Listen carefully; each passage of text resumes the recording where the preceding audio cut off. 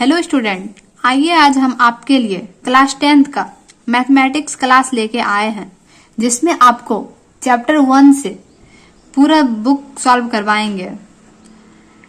चलिए चैप्टर 1 शुरू करते हैं। चैप्टर 1 मेरा कौन सा संख्या है? वास्तविक संख्या। वास्तविक संख्या हमको सबसे पहले पढ़ना है।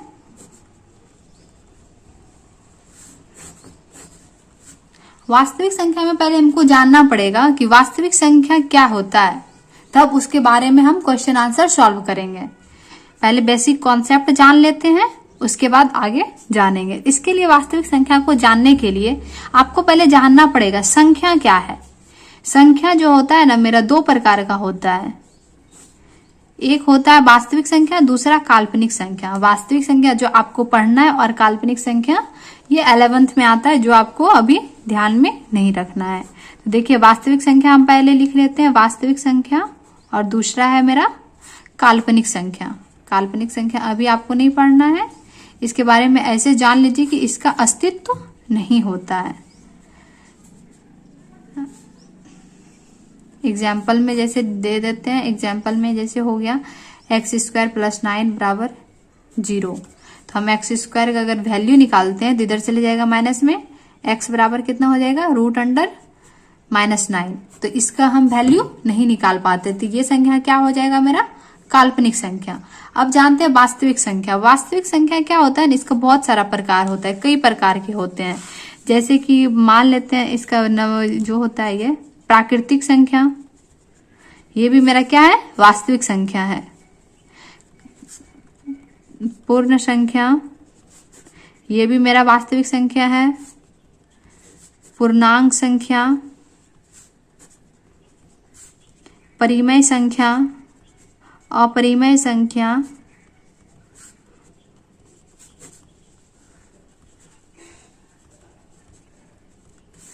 भाज्य संख्या, ये सब जानना अभी बहुत जरूरी है, तभी आप चैप्टर में सारे सवाल को आसानी से सॉल्व कर सकते हैं।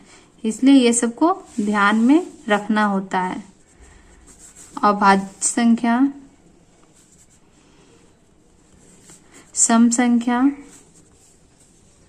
विषम संख्या, इस तरह से और भी होते हैं, इतना अभी जानना है।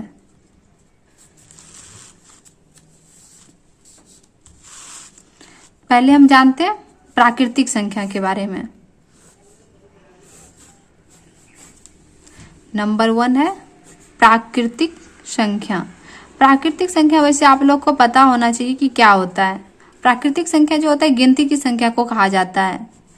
गिनती की संख्या को प्राकृतिक संख्या कहते हैं।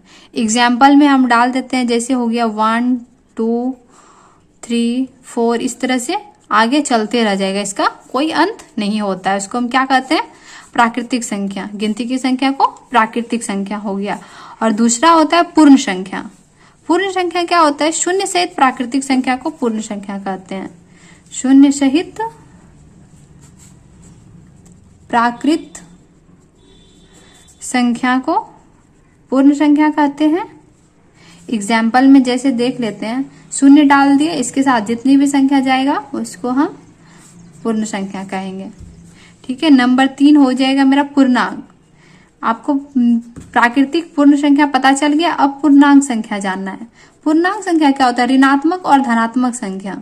ऋणात्मक संख्या आपको मालूम होगा कि माइनस में जाता है ऋणात्मक, माइनस वाले को ऋणात्मक, और धनात्मक हो गया प्लस वाले, धनात्मक प्लस हो जाएगा। और एक उदासीन होता है, उदासीन जिसको हम शून्य बोलते हैं।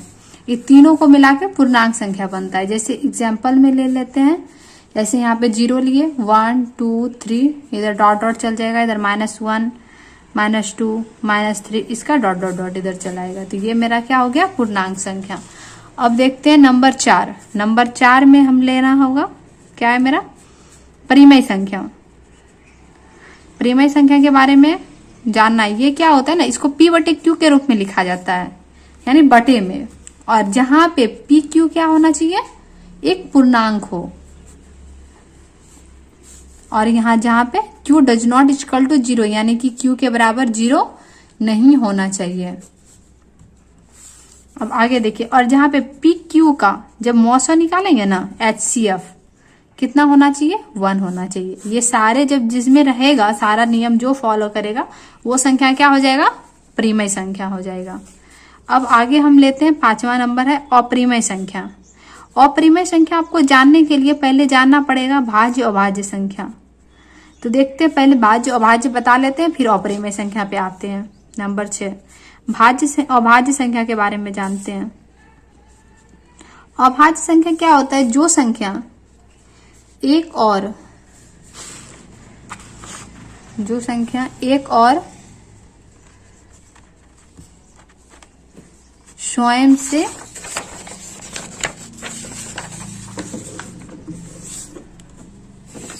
से विभाजित हो, उसको हम क्या कहते हैं, अभाज्य संख्या। एग्जाम्पल में जैसे देख लेते हैं 2, इसका जब हम विभाजित करेंगे 1 और 2 के अलावा ये किसी और से नहीं विभाजित होगा। जैसे 3, 1 और 3, जैसे 11, 1 और 11, 17, 1 और 17 के अलावा ये और किसी भी संख्या से विभाजित नहीं हो रहा है। तो ये क्या हो जाएगा, मेरा अभाज्य संख्या। वही अपरिमेय संख्या में होता है जो रूट में अभाज्य संख्या हो, जो रूट में अभाज्य संख्या हो उसको हम क्या कहते हैं, अपरिमेय संख्या। जैसे कि रूट में ले लेते हैं 3, यहाँ पे बताएं हम 3 एक अभाज्य संख्या है, तो ये रूट में मेरा हो जाएगा 3, ये क्या हो जाएगा, अपरिमेय संख्या। अगर हम रूट में 4 ले लेते तो ये मेरा नहीं है अभाज्य संख्या, ये अपरिमेय संख्या। ये मेरा क्या हो जाएगा, परिमेय संख्या, क्योंकि 4 का जब हम ये करेंगे, इसका गुणनखंडन निकालेंगे, 1 से भी, 2 से भी, 4 से भी विभाजित हो रहा है, तो ये अभाज्य नहीं है। जो संख्या अभाज्य नहीं है वो संख्या अपरिमेय भी नहीं होगी, तो ये संख्या ये नहीं होगा। ठीक है, ये मेरा ठीक है। जैसे अब √7 हो जाएगा अपरिमेय में, √11 हो जाएगा। इस तरह की संख्या क्या हो जाएगा, अपरिमेय संख्या। इतना समझ में आ गया होगा। आइए हम आगे बढ़ते हैं। ये अभाज्य संख्या जान लीजिए, अब भाज्य संख्या के बारे में जानते हैं। ये 6 नंबर तक हो गया। 7 नंबर में भाज्य संख्या। भाज्य संख्या क्या होता है, उसमें अभाज्य में था 1 और स्वयं से जो कटता है, और भाज्य संख्या क्या होता है, 1 और स्वयं के, 1 और स्वयं के अलावा और भी संख्या से विभाजित हो, संख्या से विभाजित हो, वो क्या हो जाएगा, वो संख्या, वो मेरा भाज्य संख्या हो जाएगा। एग्जाम्पल में जैसे हो गया 4, 8, 12, 15, 18, इस तरह से डॉट डॉट डॉट चलते रह जाएगा, भाज्य हो गया। अब 8वां है मेरा सम संख्या। सम संख्या तो सबको पता होना चाहिए, जो संख्या 2 से विभाजित होता है, जो संख्या 2 से विभाजित हो उसको हम क्या बोलते हैं, सम संख्या। एग्जाम्पल में जैसे 2, 4, 6, इस तरह ये हमेशा चलते रहेगा, जो 2 से कट जाता है। और विषम संख्या, विषम संख्या आपको पता होना चाहिए, ये संख्या क्या होता है, जो 2 से विभाजित नहीं हो, 2 से विभाजित नहीं हो, वो संख्या क्या हो जाता है, विषम संख्या। एग्जाम्पल में ले लेते हैं जैसे 1, 3, 5, 7, 9, 11, 13, 15, इस तरह डॉट डॉट डॉट डॉट चलते रह जाएगा। अब आते हम एक और, इसमें जब इस चैप्टर में जाएंगे आपको ये जानना होगा यूक्लिड विभाजन से HCF निकालने के लिए। पहले यूक्लिड विभाजन का कॉन्सेप्ट समझ लेते हैं कि क्या होता है यूक्लिड विभाजन। यूक्लिड विभाजन क्या होता है, यूक्लिड विभाजन पहले हमको जानना होगा। तो ये क्या होता है, जब हम यूक्लिड विभाजन में क्या होता है, जब कोई संख्या या फिर पूर्णांक A B के रूप में दिया हुआ हो, A और B के रूप में हो, और जो संख्या B से बड़ा A हो, जो A से छोटा B हो, उस स्थिति में क्या होता है, हमको ये जब जैसे A से ये बड़ा होना चाहिए और B छोटा होता है, उस स्थिति में A इक्वल बराबर हम लिखते हैं BQ प्लस R, जहां Q मेरा भागफल है और R मेरा जो है, R मेरा शेषफल होता है। इस तरह इस स्थिति में हमको लाना होता है। यूक्लिड विभाजन एल्गोरिथम जब समझेंगे उसको इस रूप में लाना होता है। तो चलिए अब आगे बढ़ते हैं क्वेश्चन पे। एक्सरसाइज 1.1। आइए अब सवाल को सॉल्व करते हैं। ये क्वेश्चन हम लिख लिए। देखिए इसमें लिख दिया गया है निम्नलिखित संख्याओं का HCF ज्ञात करने के लिए यूक्लिड विभाजन एल्गोरिथम का प्रयोग करें। ठीक है, तो मेरा फर्स्ट सवाल है 135 और 225। तो इसके लिए हमको क्या करना पड़ेगा, हम अभी इधर बताए थे आपको जो यूक्लिड विभाजन एल्गोरिथम का जो रूल था, वो अगर a b से बड़ा हो, a संख्या जो होगा b से बड़ा हो, तब जैसे इसमें देखिए कौन सा बड़ा है, ये संख्या छोटी है, ये संख्या बड़ी है, यानी कि a का वैल्यू 225 और b का वैल्यू कितना है 135, जो इससे ये बड़ी है। तो उस स्थिति में क्या करना होगा, a का मान a का बराबर इक्वल टू यानी कि 225 इक्वल टू b का मान कितना है 135। अब हमको क्यों भागफल देना है, यानी कि जैसे आप भाग देते हैं ना उस तरह से, जैसे 135 से भाग देते हैं, यहाँ पे साइड में बता देते हैं हम आपको, 135 से भाग दीजिए 225 में, तो कितने बार में जा रहा है, देखिए कितने बार में खिलाएंगे हम, एक बार में ये जाएगा 135, इसको ये कीजिए 0 आ जाएगा, इसको ये किए 3 9 आ जाएगा, ये मेरा कट गया। अब क्या करना है, 135 को इधर लेना है। ठीक है, अब इधर इसको भी ये करना है, विभाजित कीजिए, इसको कितने बार में जा रहा है, एक बार में, ये हो गया। इसको माइनस करते ये 45 आया, ये मेरा 92, ये कितना हो जाएगा 2 बार में 90। ये वो इसको जो ये सॉल्व किए, ये मेरा भाग विधि से HCF ही निकला, ये भाग विधि से।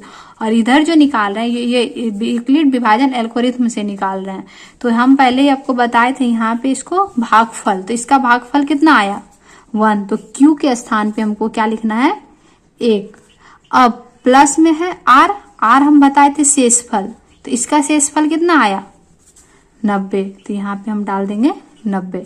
अब क्या करना है, फिर से इसी स्थिति में जब तक कि इसका शेषफल यानी कि इसमें इस स्थिति में होता है, इसका जो मान होना चाहिए R का वैल्यू जब तक ना 0 आ जाए, इसको आगे बढ़ते रहना होता है।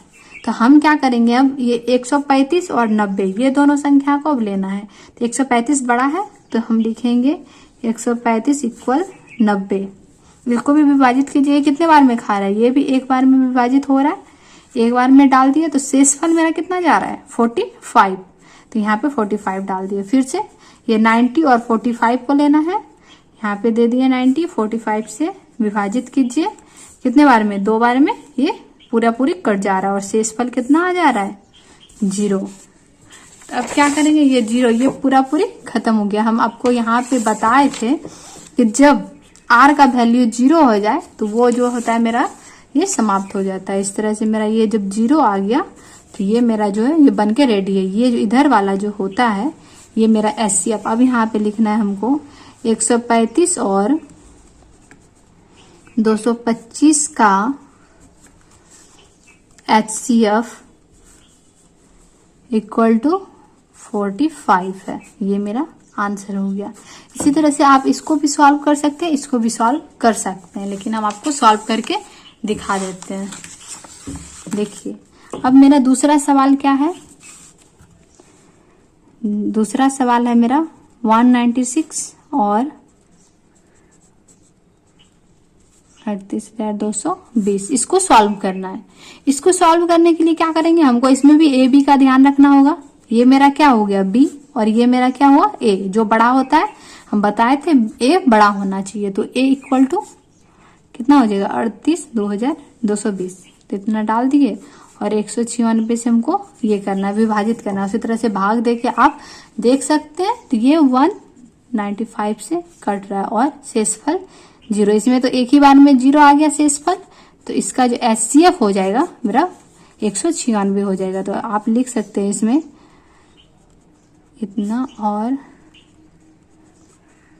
इतना का HCF इतना है, हो गया आंसर इसका भी। अब देखते हैं नंबर 3 का सॉल्व करते हैं। 867 और 255, इसको भी सॉल्व करते हैं। इसमें बड़ा मेरा 867 है, पहले वो ध्यान रखना है कि दोनों में से बड़ा कौन सा संख्या है, तो वो संख्या लेके फिर दूसरा जो संख्या उसको यहाँ पे लेके उसको अब किसी तरह वो जैसे भाग देते उस तरह से विभाजित करना है, कितने बार में ये जा रहा है। तो इसको आप देखेंगे ये मेरा कितने बार में जाएगा, 3 बार में जाएगा और शेषफल मेरा 102 शेष होगा। आप कर लीजिएगा, वहां पे आपका सॉल्व हो जाएगा। तो आगे फिर क्या करना है, इधर का हमको यहाँ पे लेना है और आगे इसी तरह से सॉल्व करते हैं। ये 2 बार में जाएगा और मेरा शेषफल 51 बचेगा। फिर क्या करना है, 102 को ले लेना है और इससे हमको ये करना है, विभाजित करना है। तो कितने बार में, 2 बार में पूरा पूरी कट जाएगा, शेषफल 0 आ गया। तो मेरा इसका और इसका कितना हो जाएगा HCF 867 और 255 का HCF 51 है। ये मेरा आंसर हो गया। अब आगे का सवाल 2 नंबर का करते हैं। 1 नंबर का तो सॉल्व हो गया, अब दूसरा नंबर सॉल्व करते हैं। आगे हम दूसरा सवाल सॉल्व करते हैं। दूसरा सवाल दिया हुआ है, दर्शाइए कि कोई धनात्मक विषम पूर्णांक 6q+1 या 6q+3 या 6q+5 के रूप का होता है, जहां q एक पूर्णांक हो। जहाँ पे q क्या होना चाहिए, एक पूर्णांक होना चाहिए और हमको दर्शाना है कि ये जो संख्या दिया हुआ ये एक विषम संख्या है, ना कि सम संख्या है। तो विषम संख्या और सम संख्या के बारे में आपको बता चुके हैं। सम संख्या क्या होता है, जो 2 से विभाजित होता है, और विषम संख्या जो 2 से विभाजित नहीं होता है। तो आगे हम सॉल्व करते हैं। तो इसके लिए हमको आपको हम उसमें एल्गोरिथम में बताए थे कि जो एक का जो होना चाहिए BQ+1 के स्थिति, R की स्थिति में होना चाहिए, ये हम आपको बताए थे। जहां जो होना चाहिए, जहां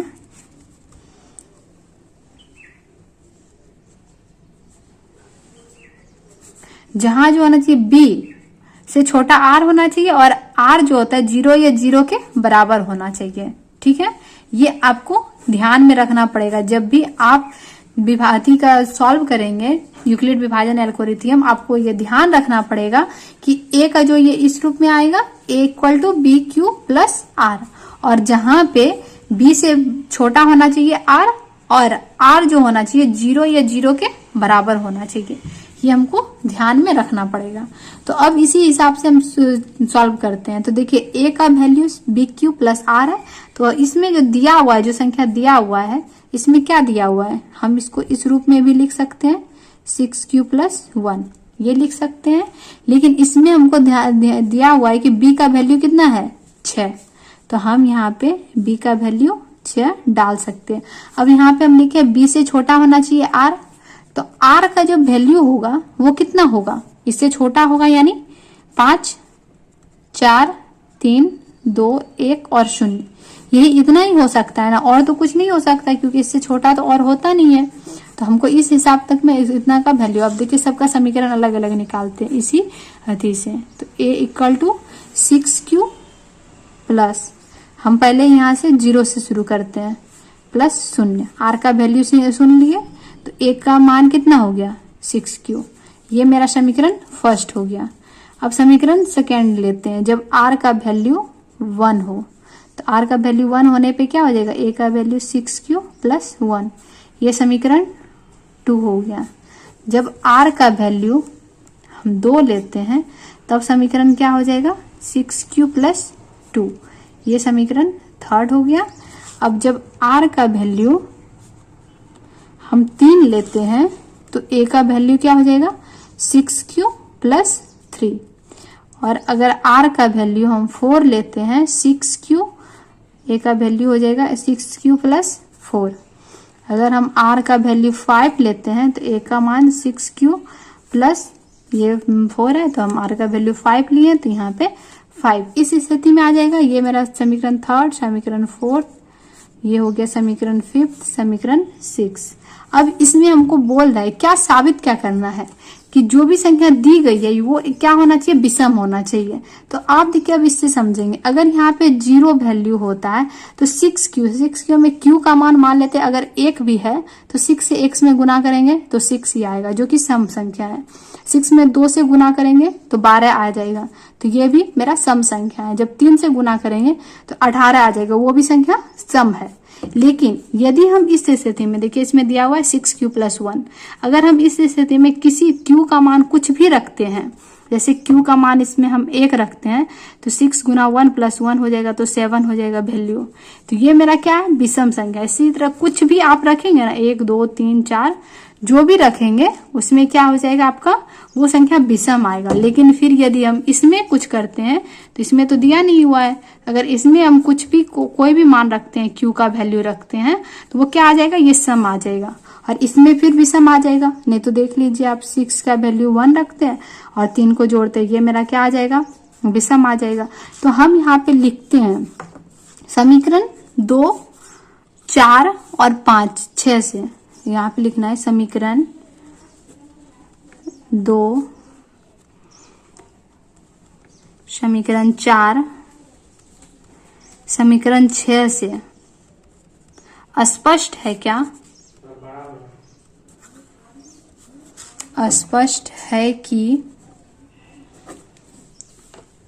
जो भी संख्या 6Q प्लस 1 6Q प्लस 3 और 6Q प्लस 5 के रूप का होगा वो संख्या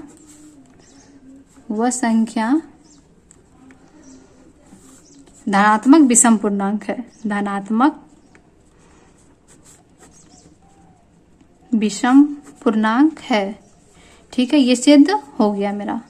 अब आगे का इसी तरह आते हैं, ये दूसरा नंबर सवाल समझ आ गया होगा। अब आगे का हम 3 नंबर को सॉल्व करते हैं।